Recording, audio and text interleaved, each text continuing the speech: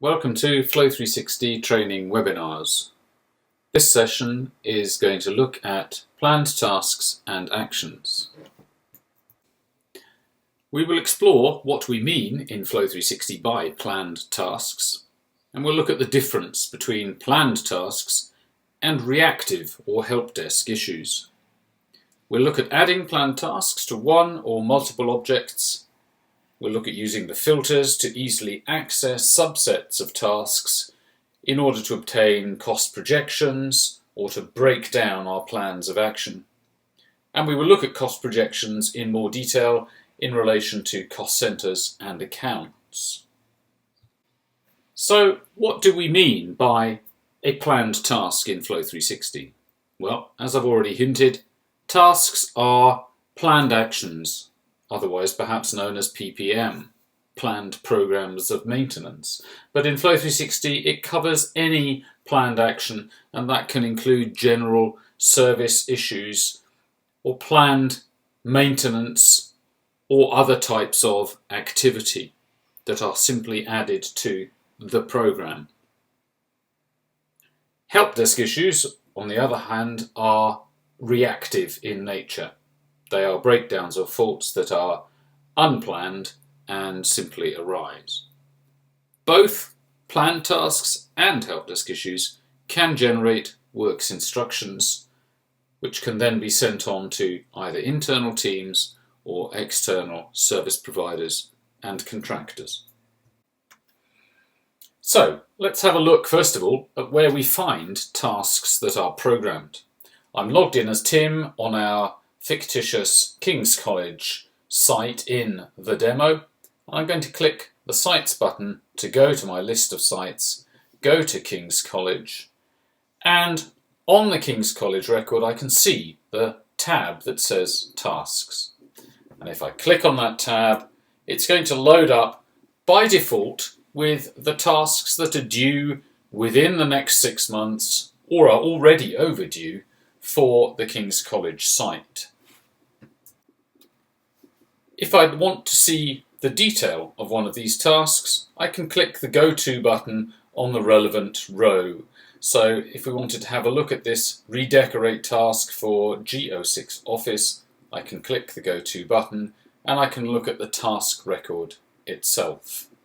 And on the task record, we can see all sorts of additional detail. First of all, here we have a priority that is currently set to 2, and of course I can adjust that or the SIP for priority directly on the task card itself. Over on the right hand side, we can see the start date for this particular task, actually scheduled for the 20th of November 2015, and this already has a red flash next to it because that is now overdue. So we can see the start date, the end date if there is one. Sometimes for repeating tasks you want to specify that they will only repeat up to a certain point in time and then they will stop repeating. And if that's the case, then you can add an end date to make that happen.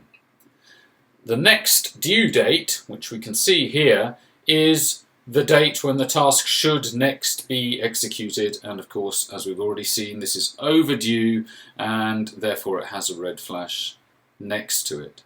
So let's immediately look at rescheduling this task for a date in the future. I can go to the start date and I can click on the date tab, and let's move forward, and we're going to schedule this in for next month on Monday the 11th. So we can see that now reads the 11th of April 2016. The red flash on the next due date has now changed from red to yellow. It's no longer overdue, and we've rescheduled this task for a future date. On the tabs here on the task record, we can see options, finance, notes, events, docs, works. As this task executes and goes through a number of cycles, we will build up a record of works instructions that relate to this task. And down here on the option 1 costs and duration tab, we can see that we've set a repeat interval for this task of 2 years, and we've allocated a notional 8 hours to doing this particular work. we've also allocated a cost. The Option 1 Details tab, Stored Rates and Categories, contains additional breakdown information. And if we have a look at the Details tab, currently that simply says Redecorate. We can edit this information, so we can add, if we want to, a detailed methodology or further instructions that relate to this specific task. But this is a fairly basic task, so it has no additional information currently. Okay, so that's the basics of the task record. We're now going to look at adding a simple task to a resource in Flow360. And what I want to do is set up a service on a heater in room G08. So I'm going to jump to room G08 using the quick find from the front screen. And you can see here listed we have a convector heater. I want to schedule in a service for this particular convector heater. So on the record for the heater itself, I can see again the Tasks tab, and I'm going to have a look at the Tasks tab, and I can see there are no tasks listed. And what I want to do is to add a new one. So over on the right hand side here, I have two buttons with a little plus next to them. This is the one I want to use, which is simply to add a single task to this single object. So I click the button, confirm that that's what I want to do, and I go through to this task setup form. Now for some tasks it's a simple matter of selecting from the action required. So what I want here is a service. Priority is reasonably high on this. I need to make sure that it's done, and I'm going to just give this a name, so I'm going to call it heater service, and we're going to put in a projected cost here of £50. And in the pink section down here I can specify whether or not this is a one-time only. Are we just going to do this once, or are we going to do this, say, every year? I'm going to say we'll do this every year. So we're going to set the repeat interval to a year, and the time needed, we'll allocate a notional hour to servicing this particular heater. Now I just need to check when I want work to start. And in fact I'd like work to start in a couple of months' time, so the 9th of May will be fine. That's it. I'll just hit the confirm button now, and that has scheduled the new service task for the convector heater. And in fact if we go now to the Tasks tab on the record for the convector heater, you can see our heater service scheduled for the 9th of May. And it is a task that relates to the convector heater in G08 room 1. If I want to review the specific task information or add additional information at this point, then I can go to the task record by clicking the Go To button there, and we're back at the task card that we looked at earlier, and you can see the start date and the next due date already set up, ready for the first execution of this task. And you can also see down here the cost that we put in, the estimated cost, and the fact that we want to repeat this task annually, and we're allocating an hour to do it. So, back at the main start screen, now let's have a look at where that task has been added. If I go back to Sites and I go back to King's College and I look at the Tasks tab, I can see that new task added to the top of the list here. And you can see here the room or the object that that particular planned action relates to. Now sometimes, of course, we won't see immediately on this list when we're looking at the King's College level all of the tasks that we're interested in looking at a particular point in time, and it's useful therefore to use the filters to bring up a subset of tasks. So on the Tasks tab, if I click the Filter Panel button, I can now find specific tasks according to their name, according to work type. And let's look, for example, at just finding all tasks that relate to boilers. So if I type in boiler against the resource name and I click the Find button on the filter panel, that's going to find me all tasks, in this case 22 records, all tasks that relate to boilers. Now some of these are already signed off and finished because I wasn't specific about whether I wanted to find current upcoming tasks or whether I wanted to find all tasks. It's also useful to be able to find tasks simply by category. So let's have a look at doing that. Let's say we want now to find all tasks that are flagged as electrical. And by running that filter, I've now got a list of 170 records that are all tasks to do with electrics in one form or another. They've all been tagged with the work type electrical. And of course, having run that filter, very often it's useful then to be able to sub-summarize that information in a report format. And so I'm going to go now to the report button and choose to display these tasks by asset level, that is the building level, and the relevant priorities.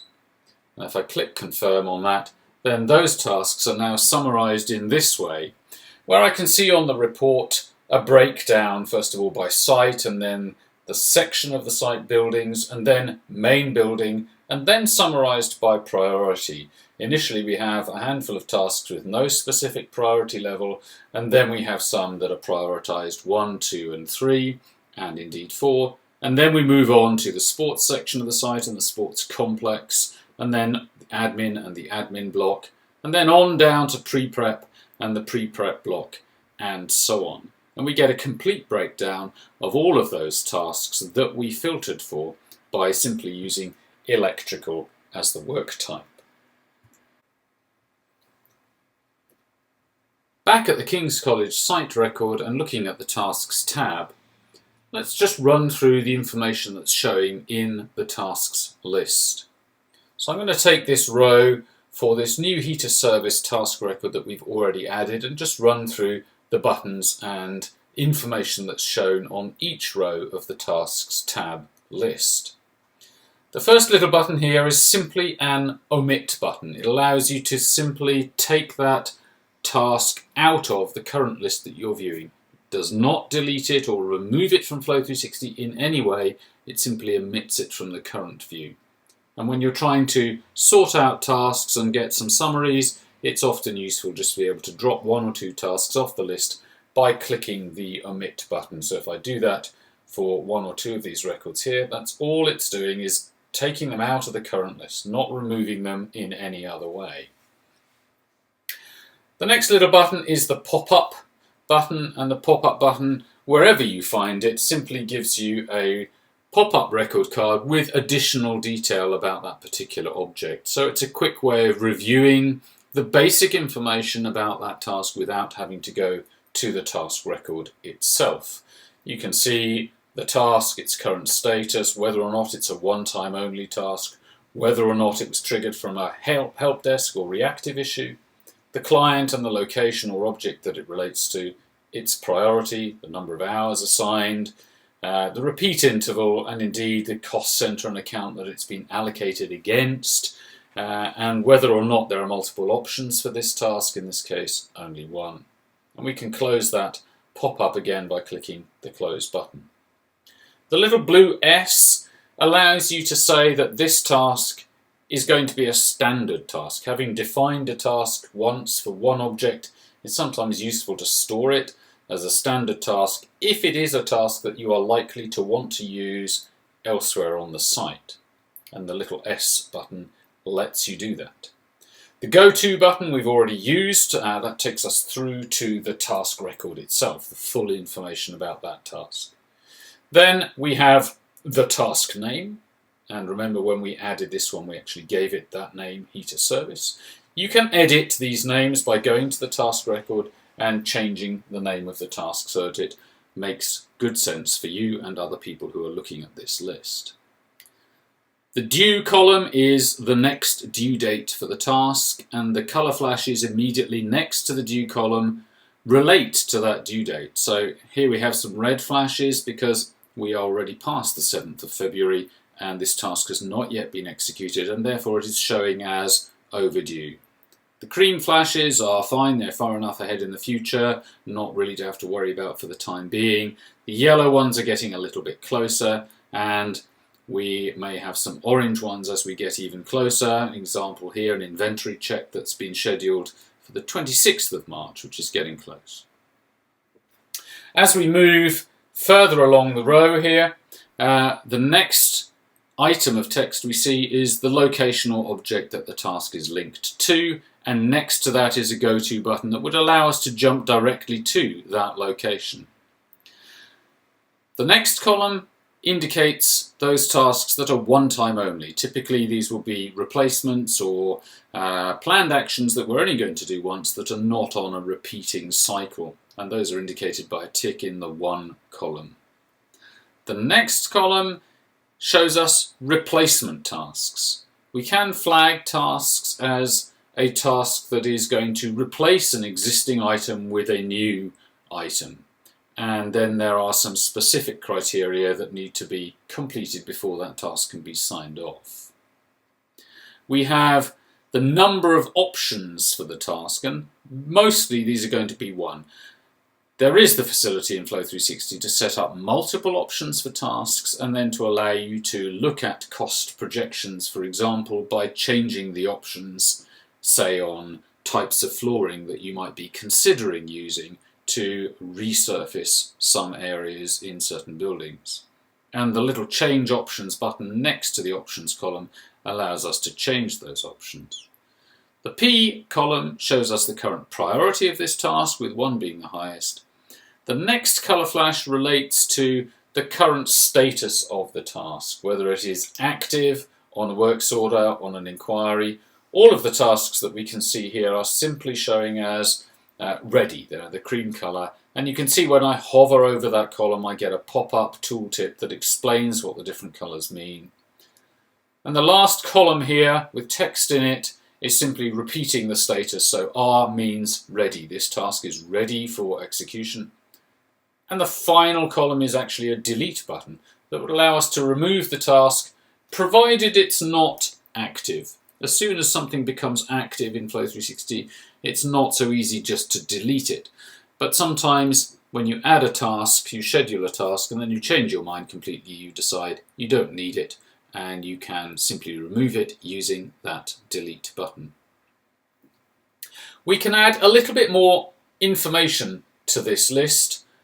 Firstly, by clicking the little calculator button, which brings in the one-time costs where those costs have been added. And of course they won't necessarily be added for all tasks, but where you have added a cost, either based on your own estimate or based on submitted tendered rates from contractors, that one-time cost can be shown in this column here. And the total at the bottom will be the total for the records you're currently viewing. So if you use the filter panel to select a different set or different subset of records and then show the costs again, what you'll see at the bottom is the known one-off costs for the tasks you're currently looking at. Now there's a way to also look at cost projections based on a set of tasks, and we're just going to do that now quickly. And the way we do that from the Tasks tab list is again using the filter panel, and what I want to look at is electrical works for the next 5 years with some cost estimates, some cost calculations. And because what I'm interested in is electrical, I need to go to the category tab and set electrical as the work type. So just to summarize, I'm looking for tasks that are due within the next 5 years. I don't want to include overdue tasks because I want to just look at my planned program. So I will exclude anything that's currently overdue, and I want cost calculations in there. So I click the Find button and it will find all of those tasks. It brings in another 2 columns here on the tab list. The first one shows you how many times that task will cycle within the time frame you filtered for. So remember that when we run filters, we get a confirmation at the top of the list of the filter criteria used. So in this case, that 5-year date range is detailed there, and we can see all of these tasks here with a 5 in this column clearly are going to execute annually. And in fact, if you hover over the column, it will give you a breakdown for that task. So it tells me how often it repeats and when it starts and when it ends. And the next column is the multiplied cost based on that number of repeats. So we can see here the one-off cost for this particular work is £58.56, but it's going to happen 5 times in 5 years, and therefore we have a multiplied cost of £292.80. And at the bottom we've added in 2 more fields of information. One now is showing us the known costs for the period. So this is our 5-year repeat costs for the tasks we're currently viewing, and the total number of hours that we have added as estimated hours against each of these tasks. So just from the Tasks tab list, you can see you can glean an enormous amount of information by using the filters effectively. Remember as well, of course, that you can sort the columns that you're looking at simply by clicking the column header. So if I want to sort by due date, I can click that. If I want to reverse the sort order, I click it again.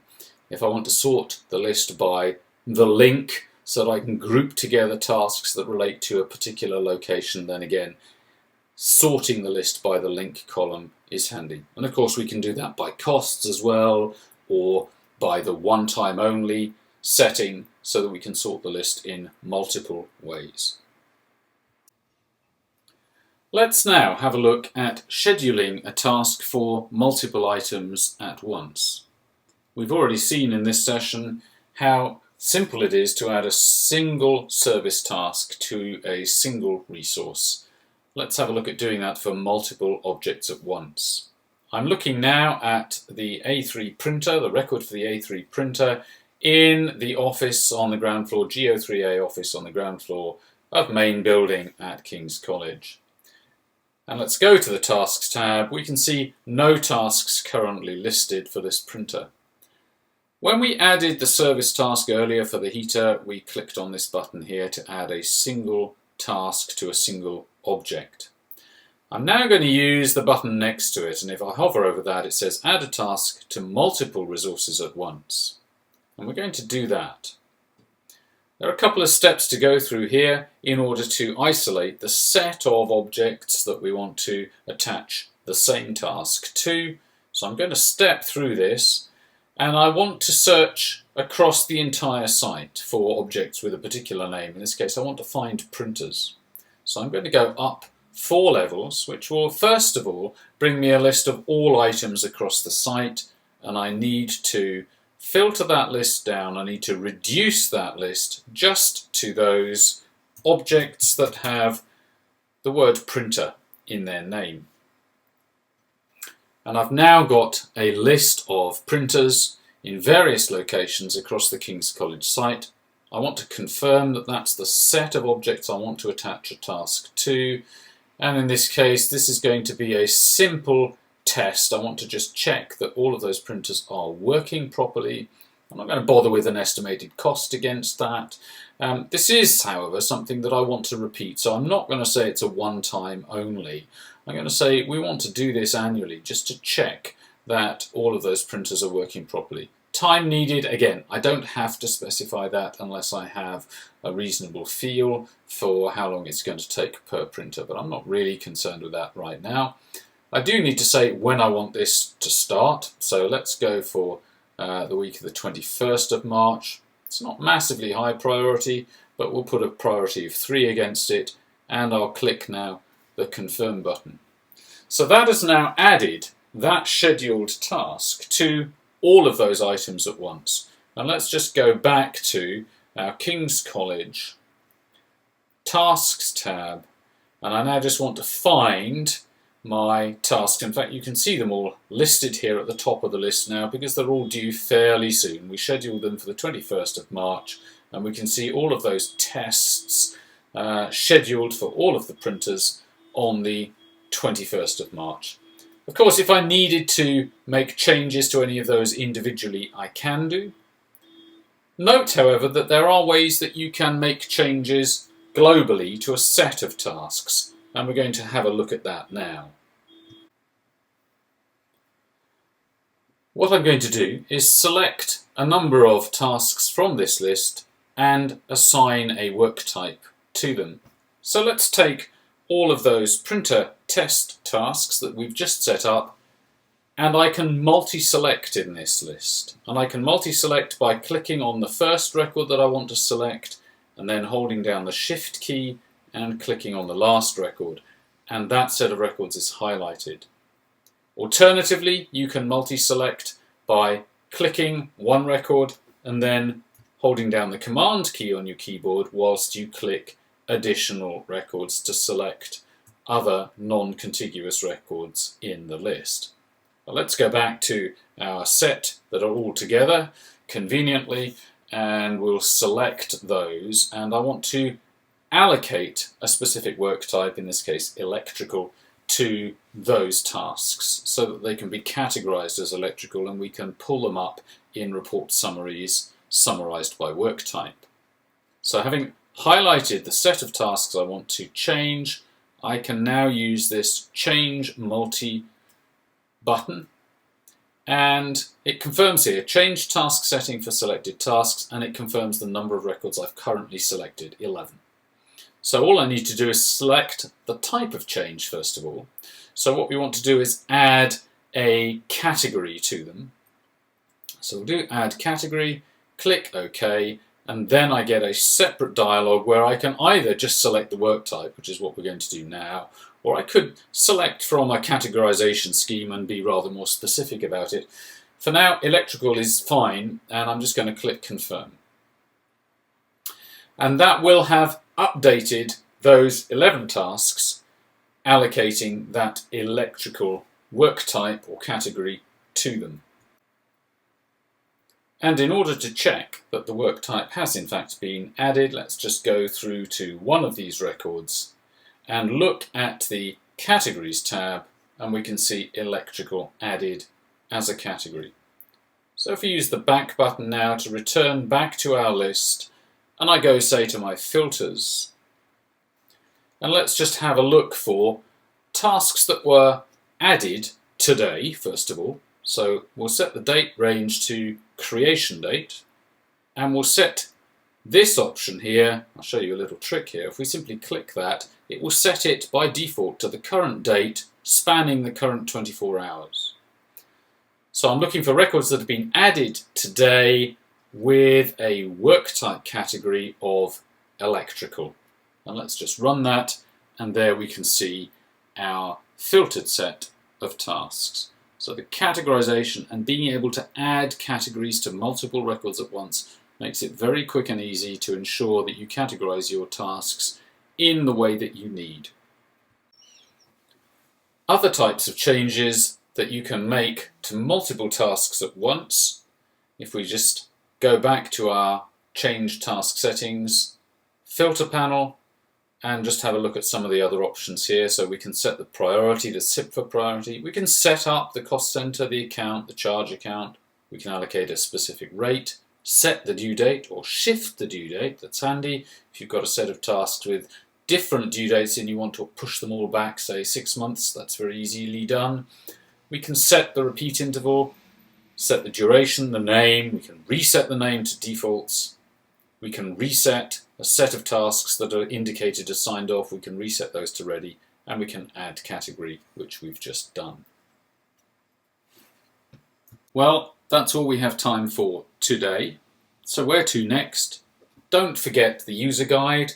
Click the question mark wherever you are in Flow360 to open the user guide. Use it to help you discover more detail